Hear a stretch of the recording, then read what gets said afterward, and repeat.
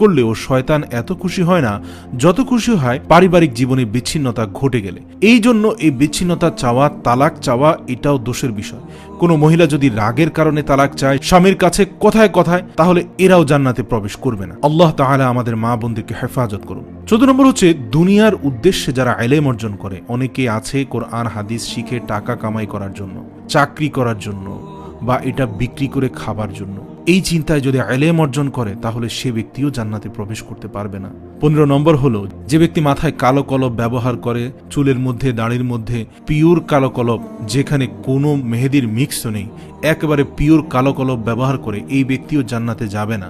যদিও আলেম ওলামাদের মধ্যে এখানে মত পার্থক্য আছে। যেমন স্ত্রী যদি চায় তাহলে চুলে কালার করা যাবে, তবে এক্ষেত্রে মনে রাখতে হবে রাসূল সাল্লাল্লাহু আলাইহি সাল্লামের সুন্নতি তরিকায় মেহেদি ব্যবহার করাই সর্বোত্তম।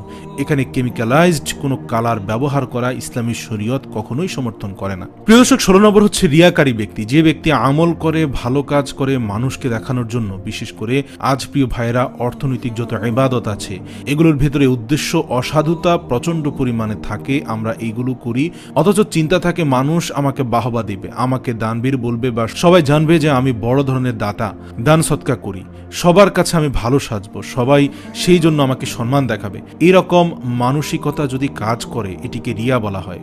লৌকিকতা বলা হয় আপনি কোনো ন্যাক আমল, কোনো ভালো কাজ, সেটা অর্থনৈতিক হোক আর শারীরিক হোক, ভালো কাজ হোক, এটা করে যদি মানুষকে দেখানোর উদ্দেশ্যে করে থাকেন তাহলে সেই আমলটি বা সেই কাজটি ন্যাক আমল হয়ে আপনার জান্নাতে যাওয়া তো দূরের কথা, বরং এটি আপনাকে জাহান্নামে নিয়ে যাবে। এই জাতীয় রিয়া করার থেকে না করা অনেক ভালো। এটা শিরকে আসগার।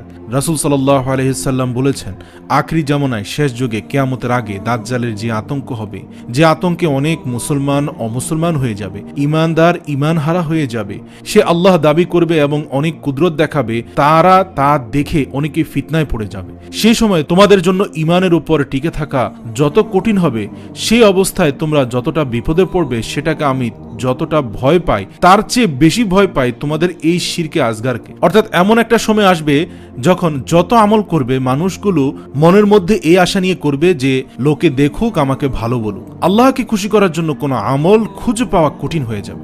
এই সেই রিয়া বা লৌকিকতা, মানুষ দেখানো কাজ, মানুষের কাছে বাহবা পাওয়ার জন্য, মানুষের কাছে সম্মান পাওয়ার জন্য, সুনাম সুখ্যাতি অর্জন করার জন্য যদি কোনো ভালো কাজ করা হয় তাহলে এই ব্যক্তি কোনো দিন জান্নাতে প্রবেশ করতে পারবে না। আল্লাহু আকবার। সর্বশেষ 17 নম্বর হচ্ছে ওয়ারিশকে বঞ্চিতকারী ব্যক্তি।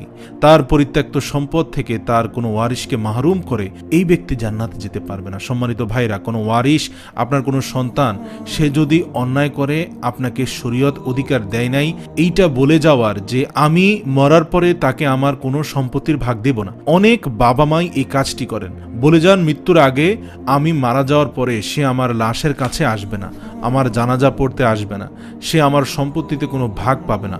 মনে রাখতে হবে আপনার ঘরে জন্ম নেওয়ার কারণেই আল্লাহ তাআলা অধিকার দিয়েছেন আপনার সম্পত্তিতে তার হক। আপনার মৃত্যুর পরে সে পাবে।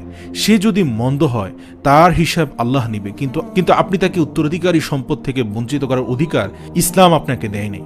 কোনো সন্তানকে ত্যায্যপুত্র করা, এই জন্য শরীয়তে কোনো নির্দেশনা নেই, এটি জঘন্য পাপাচার। প্রচলিত আইনে হতে পারে, কিন্তু ইসলামের দৃষ্টিতে ত্যায্যপুত্র করার কোনো সুযোগ নেই। তবে হ্যাঁ, অমুসলিম হলে সে সম্পত্তি পাবে না, সেটা ভিন্ন বিষয়। কিন্তু যতক্ষণ পর্যন্ত মুসলিম থাকবে ততক্ষণ পর্যন্ত পরিত্যক্ত সম্পত্তি থেকে তাকে বঞ্চিত করা যাবে না, কোনো বড় ধরনের অপরাধের উপরে ভিত্তি করে। যদি কেউ এমনটি করে তাহলে সে মুসলিম হয়েও জান্নাতে প্রবেশ করতে পারবে না। এই 17 শ্রেণীর লোক, এরা মুসলিম হয়েও জান্নাতে প্রবেশ করতে পারবে না। এর ভেতরে বেনামাজি, তার কথা তো বলাই বাহুল্য, কারণ ইচ্ছাকৃত নামাজ যদি ত্যাগ করে সব সময়, তাহলে তো অনেক ওলামায়ে কেরামদের মতে সে মুসলমানই না। আমরা আগেই বলেছি মুসলমান 5 ওয়াক্ত নামাজ কালাম পড়ে এরপরে জাহান্নামে যাবে, তার কারণ হলো 17 শ্রেণীর লোক। আমরা আবারও সংক্ষেপে বলে দিচ্ছি: 1, হারাম খাদ্য গ্রহণ করে; 2, আত্মীয়তার সম্পর্ক ছিন্ন করে; প্রতিবেশীকে কষ্ট দেয়; বাবা মার অবাধ্য সন্তান, মা বাবার কথা শুনে না; উগ্র মেজাজি যারা, অধীনস্থদের প্রজাদেরকে যে সমস্ত শাসকেরা কষ্ট দেয়, জুলুম করে, যে সমস্ত রাজারা, যে সমস্ত নেতারা প্রজাদের ধোঁকা দেয়, তারা অন্যের সম্পদকে অন্যায়ভাবে আত্মসাৎ করে, যারা উপকার করে খোটা দেয়, যারা চগলখোর ব্যক্তি জান্নাতে যাবে না।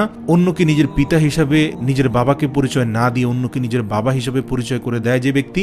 আর 11 নম্বর হচ্ছে অহংকার এবং গর্ব করে যে ব্যক্তি, যার মনের ভেতর অহংকার আছে, সে জান্নাতে প্রবেশ করবে না। 12 নম্বর রাসূল সাল্লাল্লাহু আলাইহি ওয়াসাল্লামকে যে ব্যক্তি অনুসরণ করে না, তার নির্দেশকে মান্য করে না, সে ব্যক্তি। 13 নম্বর হচ্ছে অকারণে তালাক কামনা করে যে নারী, সে নারী জান্নাতে প্রবেশ করবে না। 14 নম্বর হচ্ছে দুনিয়াবি উদ্দেশ্যে যারা ইলম শিখে, তারা চুলে বা দাড়িতে পিওর কালো কেমিক্যালাইজড কলব ব্যবহার করে যারা। 16 নম্বর হচ্ছে মানুষকে দেখানোর উদ্দেশ্যে যে কোনো ভালো কাজ করে যে ব্যক্তি। 17 নম্বর হচ্ছে ওয়ারিশকে বঞ্চিত করে যারা, তারা। এই রকম অভিভাবক জান্নাতে প্রবেশ করবে না। উপরোক্ত এই সকল শ্রেণীর লোকেরা মুসলিম হয়েও জান্নাতে প্রবেশ করতে পারবে না। আল্লাহ তাআলা আমাদেরকে এই দুর্ভাগাদের তালিকা থেকে আমাদের নামগুলোকে বের করে আনার তৌফিক দান করুক, আমাদের আমলের মাধ্যমে আমাদের এই শ্রেণীর ব্যাপারে সচেতন হওয়ার তৌফিক দান করুক। তবে আমরা আল্লাহ তাআলার কাছে আমাদের প্রাপ্ত জান্নাত চাইতে পারবো, আশা করতে পারবো জোরালো ভাবে। আল্লাহ তাআলা আমাদের সবাইকে আখিরাতের কঠিনতম দিনে প্রথম চান্সেই জান্নাতে যাওয়ার তৌফিক দান করুক, জাহান্নাম থেকে মুক্তি নসিব করুক। আমিন।